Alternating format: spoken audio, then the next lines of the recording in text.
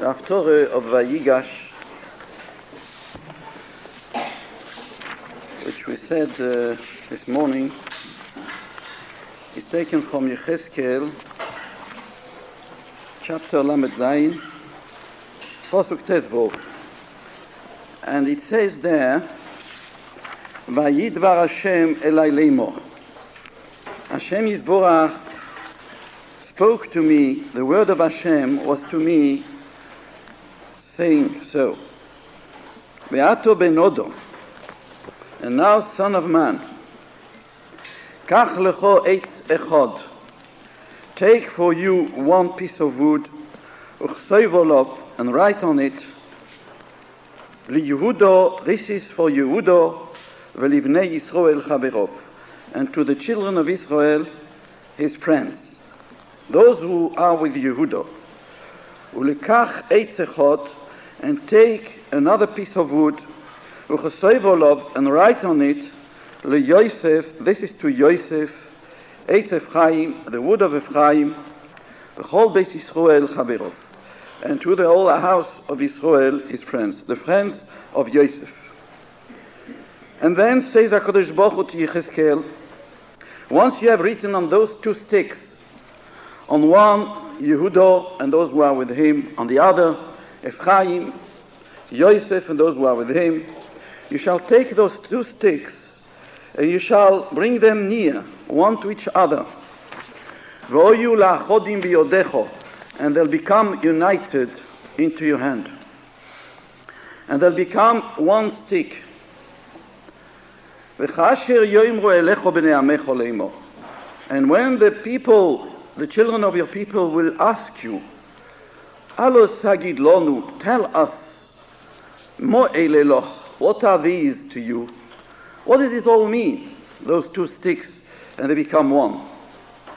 So HaKadosh Baruch Hu says, when they'll ask you this question, daber aleihem, speak to them, ko yomar Hashem Elokim. So says Hashem Elokim, Ineh ani lokeach es eitz Yosef, asher biyad Ephraim. I shall take the piece of wood of Yosef, which is in the hand of Ephraim, v'shiftei Yisrael chaverov, and all the shiftei Yisrael were together with Yosef. V'nosati Yosom olav v'seitz Yehudo, and I shall put on them the wood, the stick of Yehudo, v'asisim leitzechod, and I shall make them one stick, v'oyu echad biyodi, and they shall become one in my hand.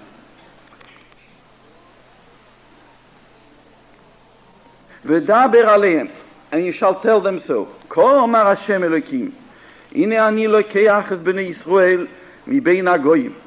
I am taking the bnei Yisrael from amongst the nations asher olchu sham, where they went in Golus. V'kibatzti oisom misoviv, and I shall gather them from all around, from all the places, all the corners of the world. Ve'veisi oisom el admosom, and I shall bring them to their land. V'asisi oisom legoy echad, and I shall make them one nation.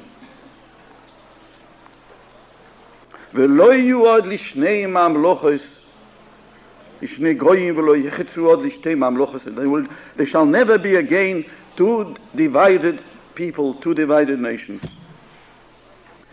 Ve'yodu hagoyim ki ani Hashem v'kadesh es Yisrael b'yos mikdoshi b'seichom lo'ilom. And then the Beis HaMikdash will be rebuilt. This is the Haftorah, or parts, the main parts of the Haftorah which we have read this morning, on the Parsha of Vayigash, where HaKadosh Baruch Hu tells the Novi there'll come a time when there'll be no division in the Klal Yisrael. This division between Yehudo and Yosef, which we speak about in the beginning of Vayigash, Vayigash Elo of Yehudo, and Yehudo came to argue out all the case of Binyamin, all what happened to them from the beginning of the story. And there was a conflict between Yehuda and Yosef in the beginning of Vayigash. That's why we learn this Haftorah, but Yecheskel, there will be no more division. And we know that the Klal Yisrael was divided for many, many years. After the death of David HaMelech, of Shlomo HaMelech, there was the Malchus Ephraim, Yerovam ben Nevot, Ephraim, that comes from Yosef, and the Malchus Yehuda, and this division will never be again, and then Mashiach will come. In Yeshaya, also, the Midrash Tanchumo on Vayigash brings another posuk in Yeshaya.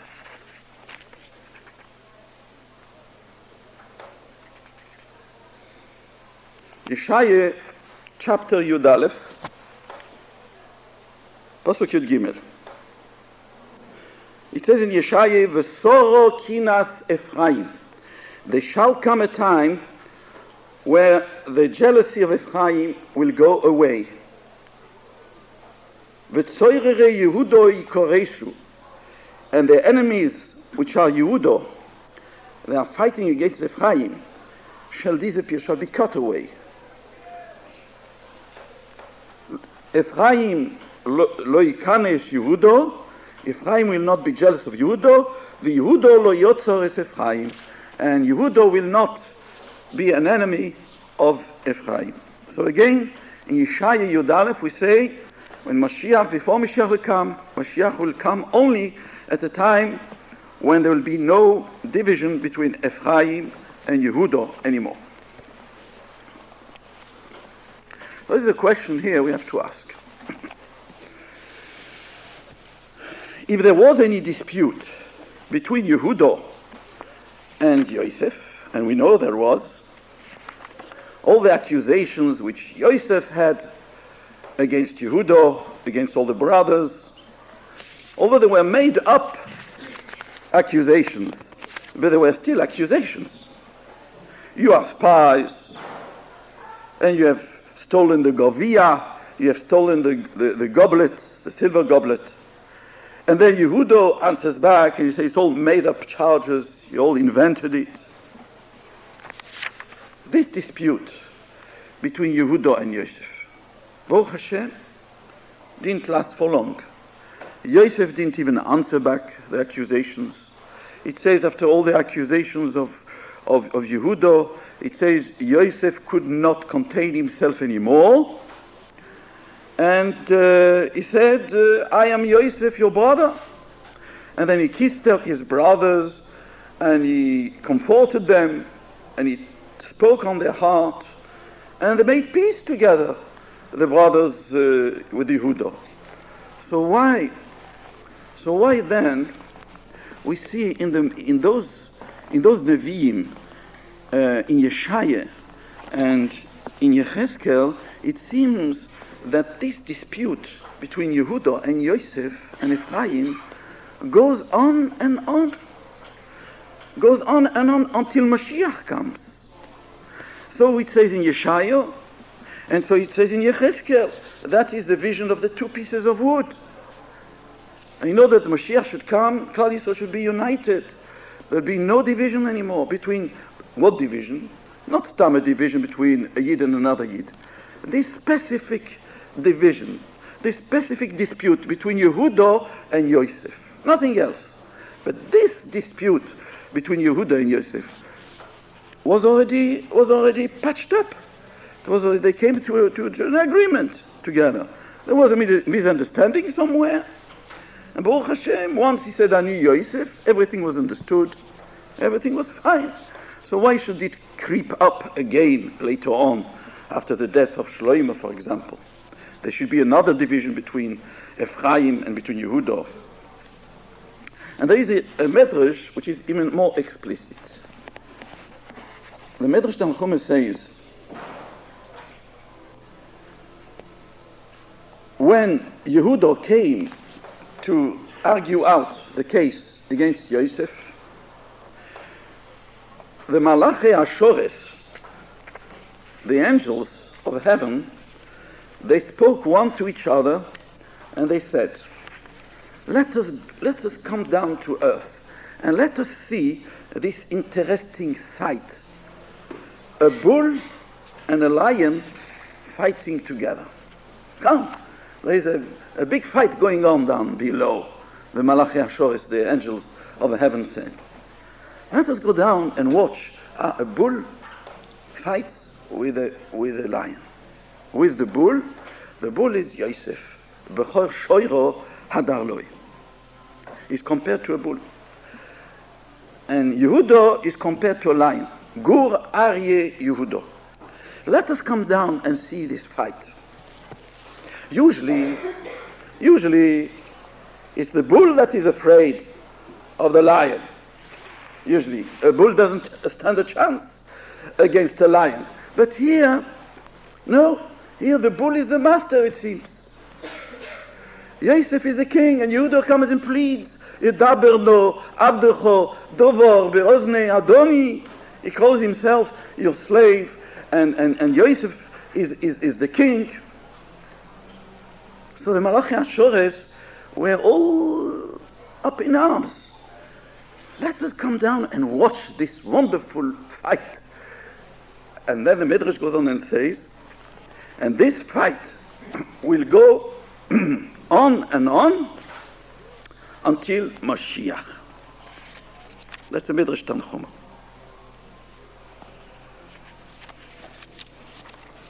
Will go on and on until Mashiach.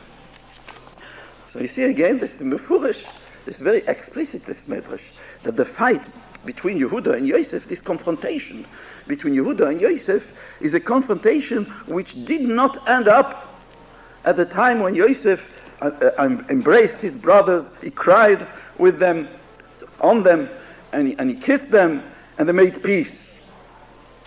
And he consoled them, comforted them. No, this fight is going on, says Midrash Tanchume, until Mashiach. And what does it mean, this fight between the bull and the... What does the Midrash want to say here? As Yosef is compared to a bull, and Yehuda is compared to a lion. What does it all mean? What signification is that? There must be something in the fact that Yosef is compared to a bull, and that Yehuda is compared to a lion, that makes this fight happen. What is it? Two different ideologies, two different ways how to serve Hashem Yisborach.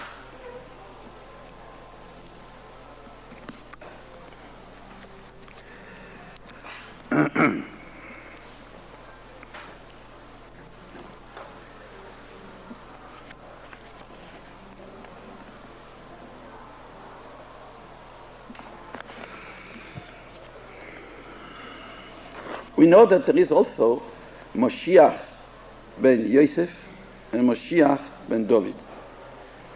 When Yehuda went to confront, Vayigash of Yehuda went to confront Yosef, they wanted to make a showdown. Enough is enough. We've got enough. All this coming back and finding the money in their bags and telling them they are spies, asking them all their questions, taking Shimon, taking Binyamin. What's all that? We have to come to a showdown. So Yehuda, Vayigash of Yehuda, he was ready even to fight it out. But first, he started with appeasement, with diplomacy, with reasoning. Baruch Hashem, he managed. Both with Manasseh's subdued, as we see in the Medrash. He made him understand that if reason is not enough to make Yosef understand that he's a liar, that he is somebody who is making up all those charges, then I'm ready even to fight with all my brothers against you. And they are not nobodies. The Medrash says on that, Hamas, a posuk in Mishle, posuk Tezayin, Perik Tezayin, posuk Yudalet. Hamas melech malachei moves. The anger of the king brings angels of death. Ve'ish chochom yichapcheno. And the wise man will wipe it out, will wipe out the anger. Again, the Pasuk says, the anger of the king sends messengers of death, but the wise man will wipe the anger out. Who is Hamas Melech Malachei Moves? And who is the wise man? Hamas Melech Malachei Moves, the Yehuda. Yehuda was very angry at the time. The Medrash says that Yehuda had a few symptoms which Yosef recognized just on time.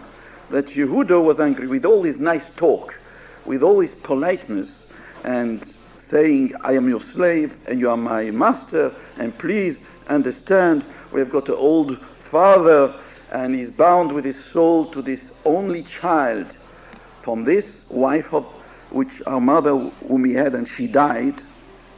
With all his nice talk and asking Yehuda to have pity on their old father. We might die from upsetness if we don't bring him Binyamin. With all the nice talk, Yosef realized that Yehuda was becoming angry. How did he realize? There were a few signs what the physiognomy of the appearance of Yehuda changed when he was becoming angry. For example, one of the two signs which really, I never understood how it works, but I'll just quote you the Medrash. He had two hairs growing on his chest, special hair, that when he was angry, those hairs became erected and like 2 points of metal, and they stuck out of all his garments. I never understood that, what it means. As usual, when we meet a medrash like that, we have to understand it means something, a remez, a hint, something, an allegory. I never understood it. Even the allegory I didn't understand. But that's one of the signs. Another sign was that he had one eye pouring blood. Also, we have to understand that, what it means. I think it's the right eye. The right eye pouring blood. And here there is already a hint of something. Another thing, whenever Yehuda was angry, he had in his satchel little pebbles made of a certain metal, which is copper. When he wanted to become angry, when he felt in the mood to become angry, the Medrash says he took out those pebbles of copper and chewed them with his teeth. It was this kind of chewing gum. and then he became really angry. Also, this is an allegory. One has to understand what it means. And this is also something which we can understand. This. So when Yosef saw all those signs, the anger of Yehuda commencing and mounting up and up, then you realize it was time to call it off, the whole show. Now let's be reasonable. It's going a bit too far. He doesn't want anything drastic to happen. And the Medrash says, that's what the Medrash says on this pasuk, Mishle Yudalet. The anger of the king, that is Yehuda. Malache Moves. If Yehuda becomes angry, there'll be Malache Moves around. He saw already what Shimon and Levi were one of the 5 weakest boys of Yaakov could do with the whole town of Shechem. And those Shimon and Levi were not the strongest. They were one of the 5 weakest, those whom he took later on to Paroi. So that Paroi should realize they are not people for war. And those 2 weakest, they destroyed the whole town of Shechem as nothing. So what about the strongest? So Yehuda realized that Malache Moves, Yosef realized that when Yehuda, Hamas Melech, when the king Yehuda becomes angry, Malache Moves, there are messengers of death around. Ve'ish Chochom, and the wise man, Yichapcheno, has got the ability to wipe out, to clean the anger, to wash it out, to wipe it out completely, to make peace. That is Yosef. Because Yosef was very chochom, was very wise. As it says in the Pasuk, Ein novon v'chochom komoicho. There is no one as clever and as wise as you. Omar Rabbi Shimon ben Lakish. Rabbi Shimon ben Lakish says, I'll give you an example, a moshel. There were two athletes struggling, wrestling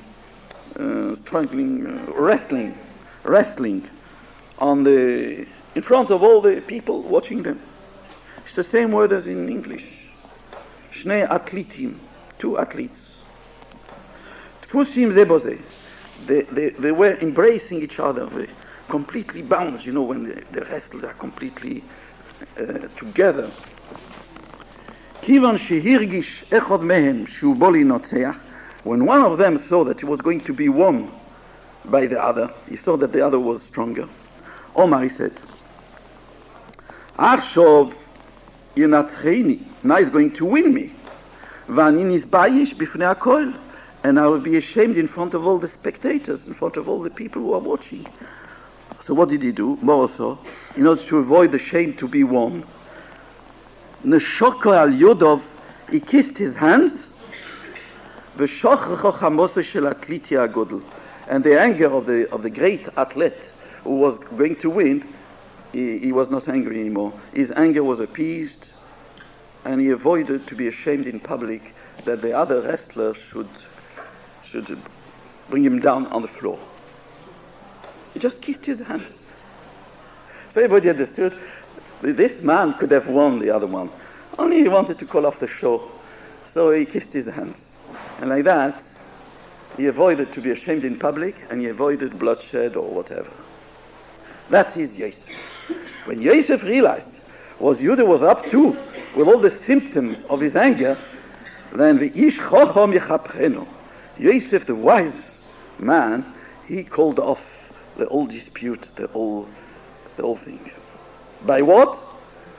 By saying, Ani Yosef, your brother, don't be upset. Now, Baruch Hashem, you'll be fine.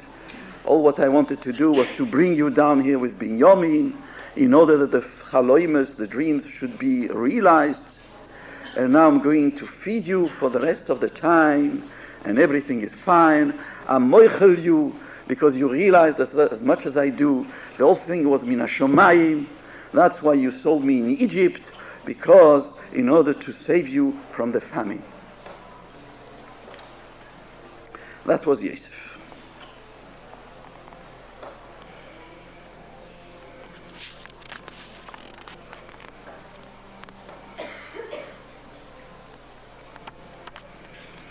What is the chokhmah of Yosef here? The chokhmah of Yosef was that although he was a moishel, ubilodecho lo yorim ish es yodo v'eschaglo b'chol eretz Mitzrayim, that Paro made him an absolute ruler. He was the absolute ruler of all the land of Egypt. If he lifted up a hand, he could have them, all of them executed. And he did not abuse. Although it seems from the beginning of the story that he didn't want to let them know who he was, and he spoke harshly to his brothers, but all that was with a cheshbon meduyek, all that was with something which was worked out to the millimeter, as it says there in the Targum. He thought how to behave with them. Everything he did was the big cheshbon. He never let his emotions rule over him.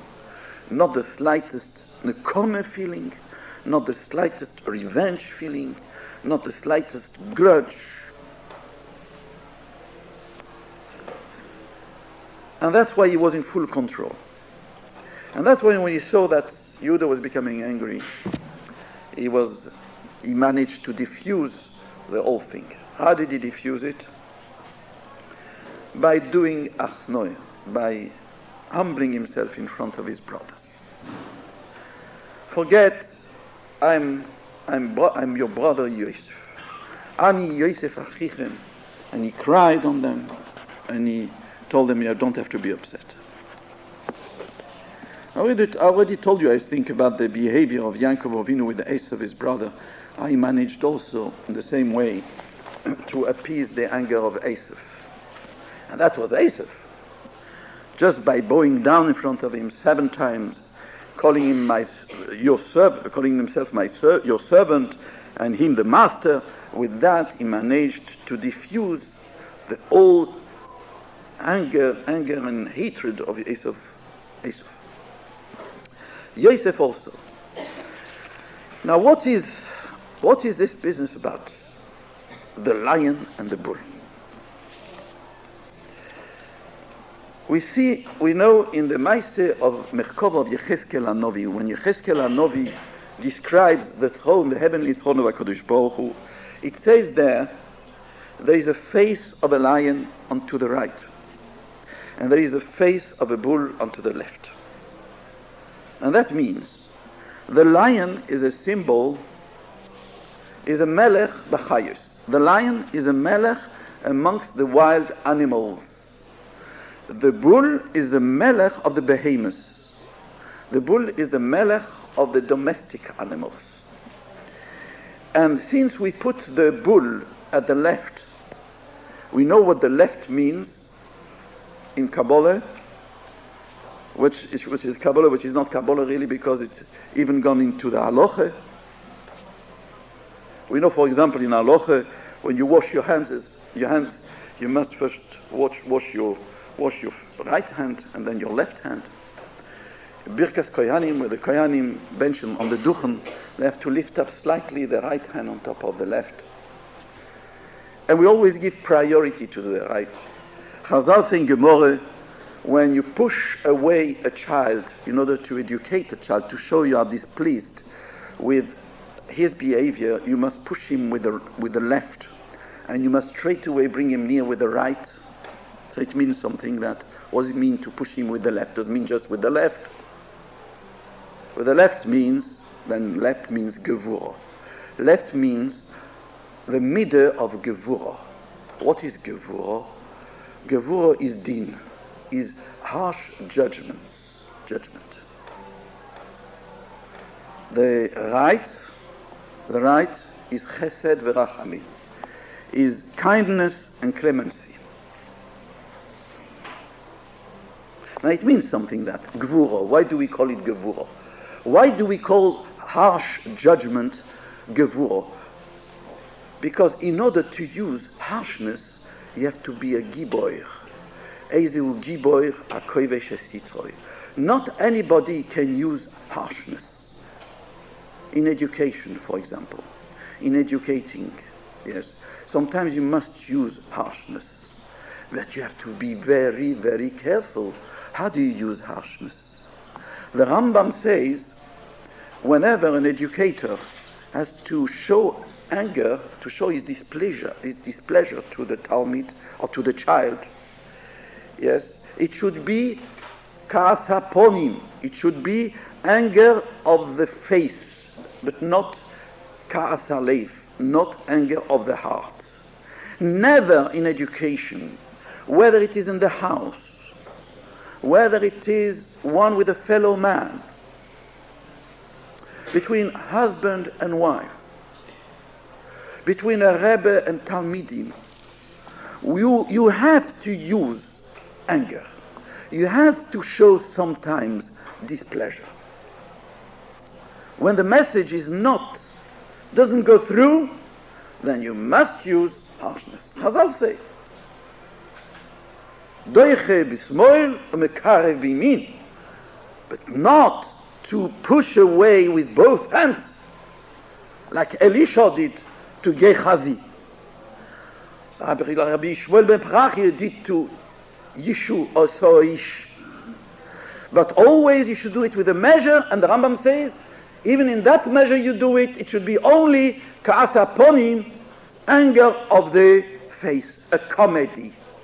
You must play the comedy very well, the same as Yosef played it. He played it to such a way that they never could hint that was Yosef. Diber oish adonai haaretz itonu koshes. Vayishnaker aleim. Yosef estranged himself to his brothers. They could never, everybody asked the question, we would have guessed it is Yosef.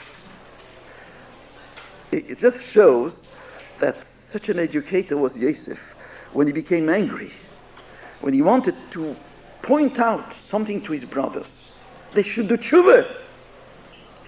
That was the whole tachlis here. So he could play the comedy so well that no one would suspect that he was Yosef. That's not the way of Yosef. Yosef was always protecting the victims of the children of Bilo and Zilpo. That can't be Yosef. Impossible. Yosef wouldn't behave like that. But then it was all a comedy. Comedy. When he took Shimon into prison, he gave him fat geese to eat, Chazal say. Take a 5-star hotel. They say strange way prison is a 5-star hotel. Well, you just go around it, you see it's not a 5-star hotel. But for Yosef HaTzadik, it was mamish 5-star hotel. When he came out, he had become fatter, Shimon. And he puts back the money into their bags and says, HaKadosh Baruch Hu sent you a present. It's not me, HaKadosh Baruch Hu sent you a present. And yet, on the face, he shows such a terrible anger, such a terrible harshness. That's why we call that Gevura. Why do we call it Gevura?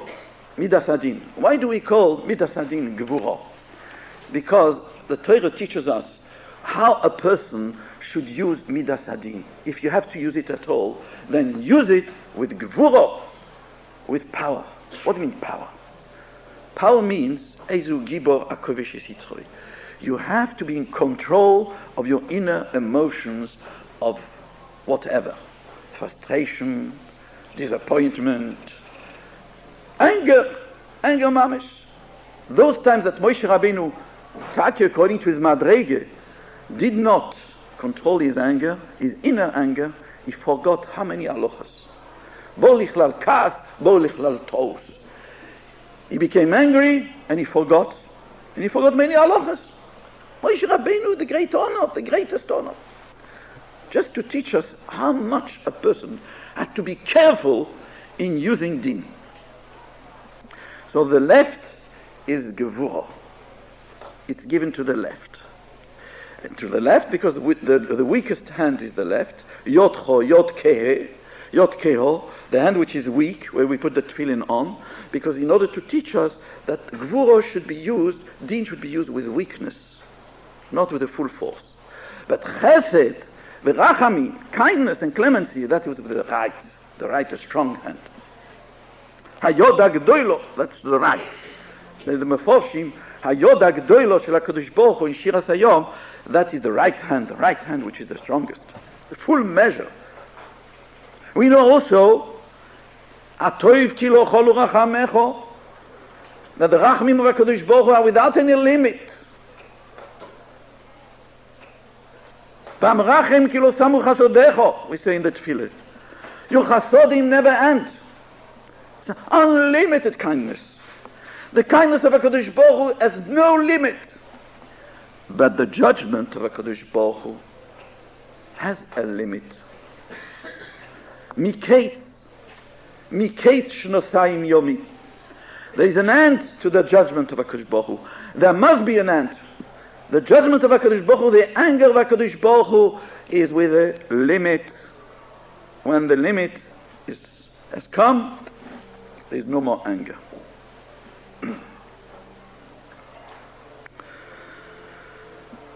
So what does it mean here? The bull is the gevura, is the din, that is Yosef. And Yehuda is a kindness, clemency. To the right, Yehuda is to the right, the lion to the right, and the bull to the left.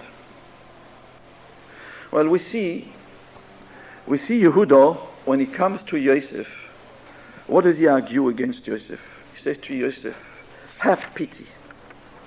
Be kind with us. All right, according to your accusations, we have no way to prove they're false. But even so, have pity on our poor old father. In fact, if you look in the Medrash, that's what decided Yosef, more even than the anger of Yehuda to reveal himself to his brothers. When his brothers told him how the Yaakov Avinu is so upset, is so in pain because he thinks he's dead, and now because of Binyamin he might even die from pain, from heartache, that decided more than anything else for Yosef to reveal himself to his brothers. But what is Yehuda asking for? For clemency, for chesed, for rachamim, a sense of justice also. You said you are going to protect Binyamin. Onoichi ervenu. How can I face my father? I'm the guarantor for my small brother. So understand me as well. And Yosef, the Medrash tells us, Yosef answers back to Yehuda, although in the Pasuk he doesn't answer anything back. But the Medrash Tanchuma says something very interesting. And it seems that this answer of Yosef to all the accusation of Yehuda, all the requisitory of Yehuda to have pity on Yaakov Avinu, that triggers the right thing which is going to satisfy Yosef that the whole comedy which he played has fulfilled its purpose. What? Yosef says to Yehuda like this.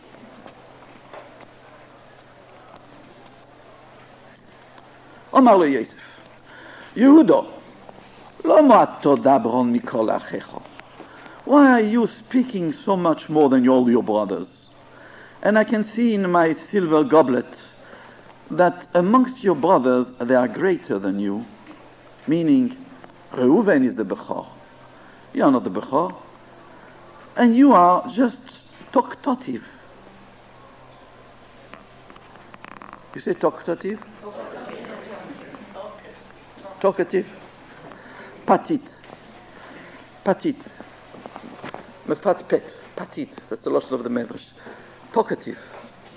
You are talkative. Omar loy. So he answered him.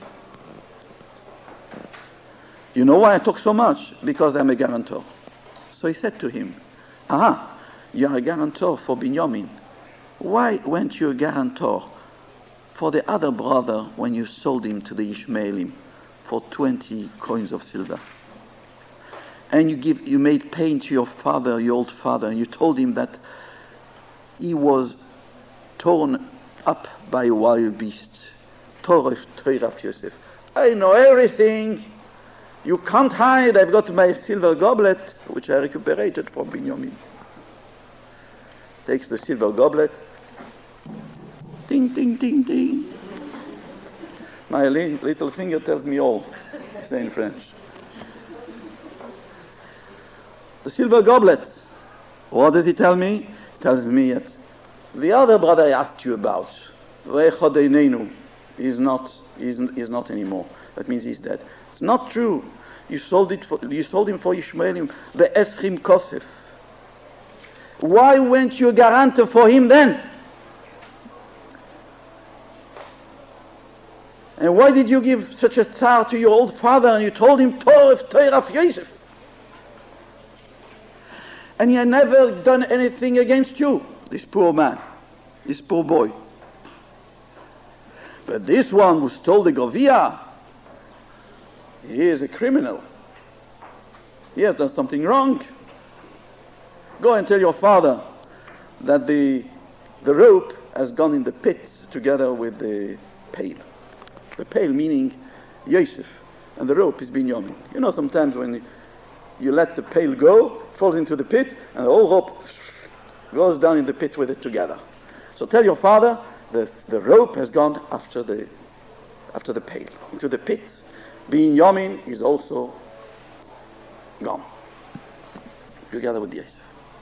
When Yehuda heard that,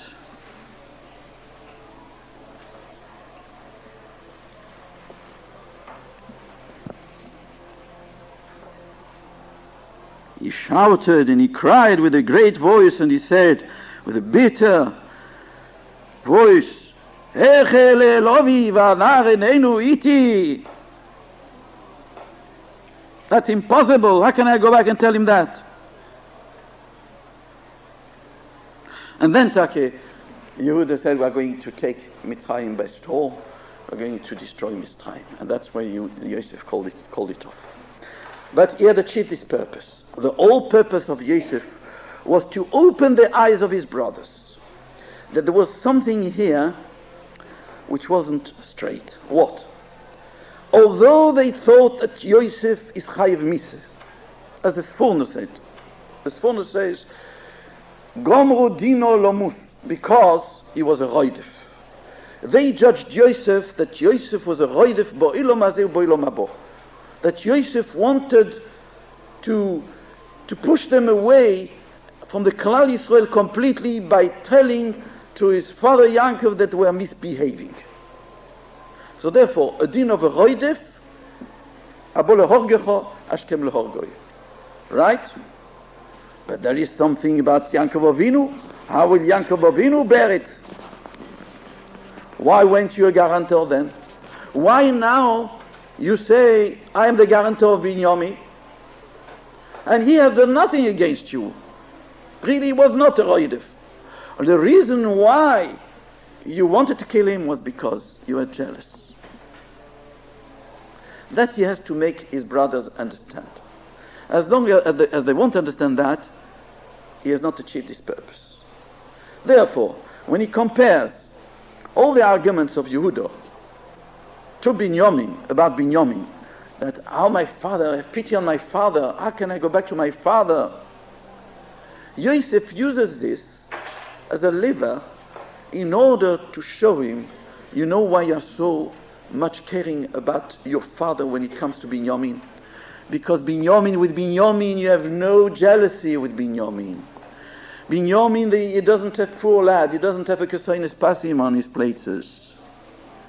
Binyamin, he has not dreamt any dreams of grandeur.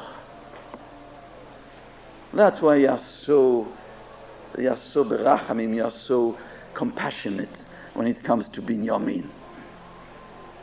But with your other brother, there was nothing of that. You didn't have pity on him. You didn't have pity on him, neither on his father. Why? Why not pity and on him no pity? He is also a criminal. He's a criminal. Now you see he's a criminal. We have found the Govia. Yes, you agree, he's a criminal. He deserves to be my slave, yeah? Only what? Pity, chesed, rachami, no din. That's Yehuda. Yosef wants to point out into the chesed of Yehuda something wrong there. It's not chesed shelemes. There is a chesed with a negia, chesed with an interest, self-interest, or the lack of interest. Meaning for Yosef, you didn't have chesed. For Yosef, you didn't have clemency.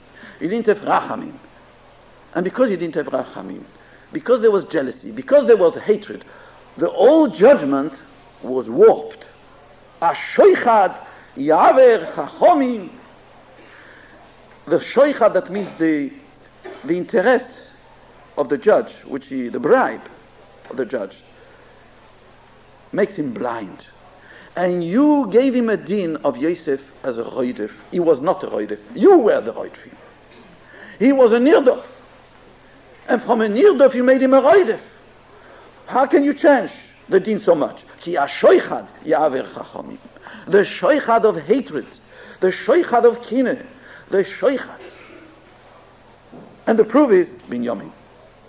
See? Binyamin, for Binyamin you have pity. For Binyamin you have pity for the father and for the son. For Yosef you didn't have pity. Why weren't you a guarantor then? That's all. With that he managed to open the eyes of Yehuda. This is Gevurah. This is the perfection of Gevurah, to be in control of one's emotion. That was Yosef. V'choir shoiro hodor loi, v'kar nereim kardof. Yosef HaTzadik, he was in full control of his emotions. He did not let his emotions rule over his mind to do something like his brothers did. The emotion which let them rule over their mind. the emotions of Vayikanu, Vayisneu Oisoi, Vayikanu Boyecha. The Torah says Mefurish. That is the fight between the lion and the bull. And this fight is going on and on until Mashiach comes. Wherever there is a machlekes, there is a division. Rehoboam, for example, when Yerovam ben Nebat told of Shlomo, he asked from him perfection. That was Yosef. Because he told him off, and he was such a great king, Shlomo HaMelech, and such a wise man, he deserved to become a king. And then he went astray. Good. Whenever there is a dispute between two great men in the Klal Yisrael, which engenders a dispute amongst the Hasidim, amongst the followers, like we say, V'chol Beis Yisrael Chaverov, V'chol Beis Yisrael Chaverov. I have in mind a special dispute that went along those, and which is still going on along between two big sects, we can say, amongst Klal Yisrael. You'll always come in and analyze, each one is demanding from the other person either chesed or perfection of oneself. So one says to the other, you're an egoist, you only care about yourself, your own perfection, you don't care about the perfection of others. Who is speaking? Chesed is speaking. Gevurah answers back, but you are not caring about yourself. You only care, so to say, about others, about Zikuy Rabim, and you yourself, you don't even try to perfect yourself.